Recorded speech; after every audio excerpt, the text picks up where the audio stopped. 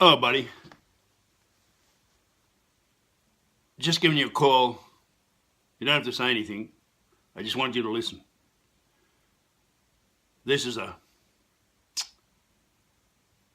program I've got. Just listen. We'll have a forum later on. Get together. No hierarchy, just us. Perhaps 3 or 4 of me mates. And some that aren't me mates.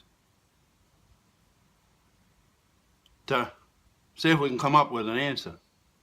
An insight of some sort. Because decisions lately have been all errors. We trigger this off, it might just blossom.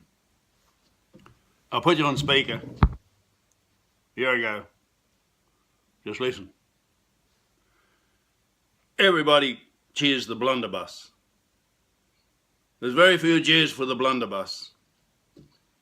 Science drives the blunderbuss. It's an atomic-powered blunderbuss, not the gun-powered one of old. Ignorance is on board the blunderbuss. Parliamentary acts are a blunderbuss of regulations. They're coming from nervous nations, all designed to deploy and destroy opponents that annoy. Don't despair. Cosmic care is there. The force that sets the course, the unconscious cosmic course, surging through humanity, devoid of vanity. Sages throughout the ages have written and still do with this power of intuition, often thought taboo. Pages and pages of music and verse from their pen to you, steering us from the God of reason throughout every season. Anyway, here from my pen to you is what I think will enlighten us to do something.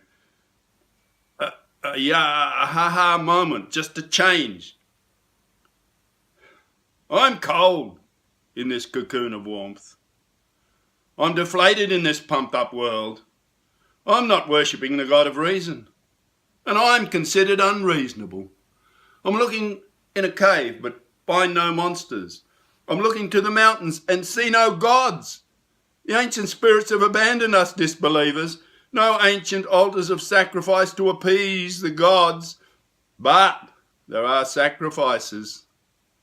With a stroke of a pen more powerful than a bolt of lightning, a rainforest is sacrificed to the God of reason. There's no native gods to pull us into line, to smite us with plagues, to point the bone at our unearthly throne.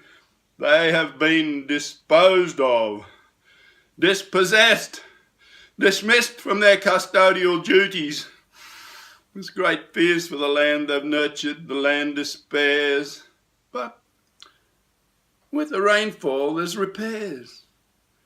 But with God's gifts of bounteous rain, what do? Inflict more pain. What do? Gain more gain for the gravy train. It's reasonable to run with God's gifts. It's reasonable to run down rangelands. It's reasonable to run with excesses. Run a racehorse. Run off to the races. Rearrange your faces. Run off the rails. Now, out of the twiggy forest popholes comes the afflicted, addicted, depicted as lost souls. The God of reason, our new mythical monster in the form of a blind mole, surges forth, emerges from the underground it haunts, usurps their lost souls' primitive urges, and begins its scourges. Like gaunt, emaciated sheep they are sacrificed, captured for the chop, drained of every drop of godliness, resort to splurges, depraved urges, reasonablest resurges.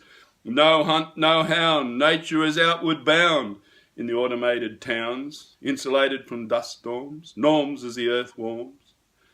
Anarchy abounds in the surrounds. Those with compassion are lashed for a lashing, leaded or beheaded, their captors kill at will, to satisfy an ill-gotten notion that they are the chosen ones with guns, the appointed, anointed sons of reason. Commandos in the killing season, commanding, killing. Holy cow, stop it now.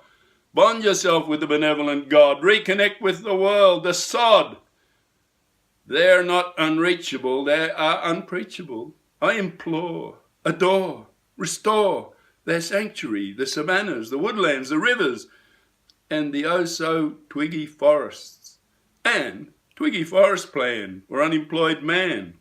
The plan to have everyone work again, with dignity, no mentally degraded, no poor bastard parading jaded in a prison yard, hard drugs too hard, no poor unfortunate. The mythical monster of old who once kept civilization from shitting in its own nests are no more. They've been kicked out the door, but we have created a new one.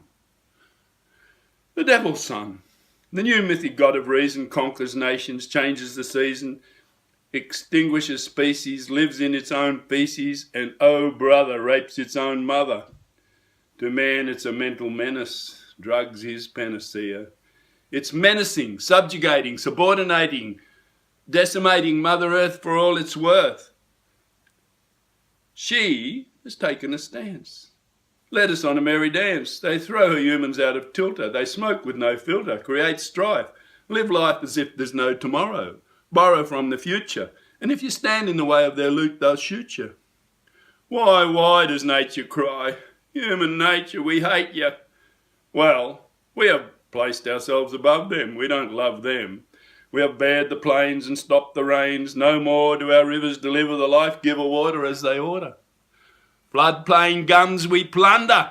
Their death cracks like thunder, startling the cockatoo community, trying to maintain its unity, while we march on seemingly free of impunity. But we're not so, see. Cracks are starting to show. Watch the wind blow, desiccating the treeless land, shifting sand, temperatures rising, species declining. Now the first living thing throws its hat in the ring. The simple cell is giving us hell. Bacteria and virus defy us. Think you can kill us with your chemical stew, says Giardia? The harder you try, the more we defy. We are one with nature, not one above with no love. She is vulnerable, but when push comes to shove, she has her little ones, they have big guns, fighting on a hidden front, a guerrilla stunt. Multiple resistance ensures their persistence. They frustrate those who think they can dominate, annihilate. Panicky people are just as liable to reinterpret the Bible. Lord told Moses on the mountain, take this tablet and you'll be on the path to ecstasy. The Bible's been screwed, the message misconstrued as it can in modern man. We are taking ecstasy tablets. This wandering, aimless, lost band, still idolising